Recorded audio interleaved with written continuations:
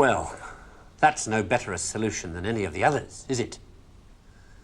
So, in the end, have we learned anything from this look at why the world turned out the way it did that's of any use to us in our future?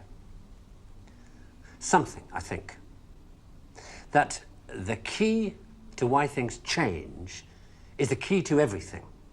How easy is it for knowledge to spread? And that in the past, the people who made change happen were the people who had that knowledge, whether they were craftsmen or kings.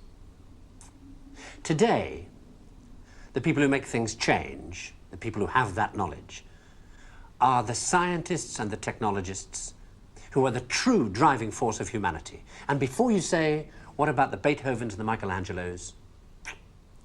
Let me suggest something with which you may disagree violently. That at best, the products of human emotion, art, philosophy, politics, music, literature, are interpretations of the world that tell you more about the guy who's talking than about the world he's talking about.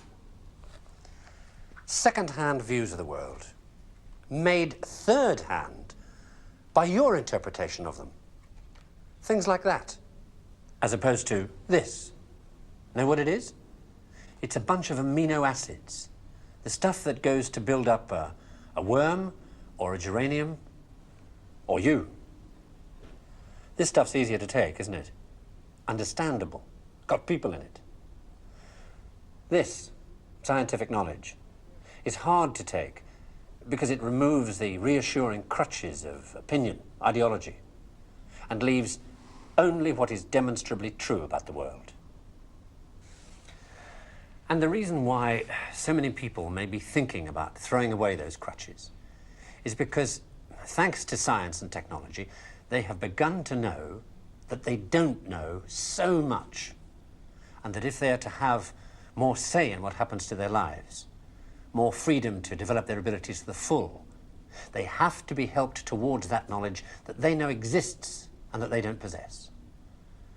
And by help towards that knowledge, I don't mean give everybody a computer and say, help yourself. Where would you even start? No, I mean trying to find ways to translate the knowledge, to teach us to ask the right questions. See, we're on the edge of a revolution in communications technology that is going to make that more possible than ever before. Or, if that's not done, to cause an explosion of knowledge that will leave those of us who don't have access to it as powerless as if we were deaf, dumb, and blind. And I don't think most people want that. So what do we do about it? I don't know. But maybe a good start would be to recognize within yourself the ability to understand anything, because that ability is there, as long as it's explained clearly enough. And then go and ask for explanations. And if you're thinking right now, what do I ask for?